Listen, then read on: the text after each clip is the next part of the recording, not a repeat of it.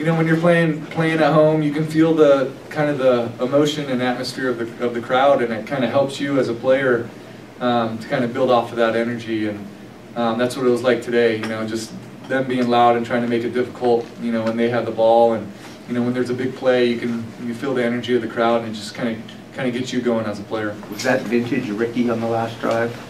Well, obviously struggled like everyone else did throughout a lot of the game. That's really the way Ricky's been for the last half of the season. I mean, we've had a number of end-of-game drives, whether we won or lost. We've spent a lot of time on last drives, and I don't know a lot of time, but a number of occasions where we've had a drive offensively, the last drive, and we're able to score both in the end of the game and in the half. So, you know, we work at it.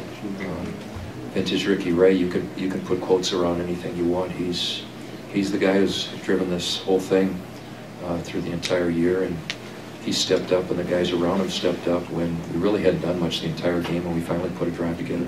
It was a tough loss. I mean, anytime you lose a football game of that magnitude, it's tough regardless of how you lose it. I mean, it's but again, the kids fought their butt off, and I'm proud of them, and just left a really a strong locker room of guys in there.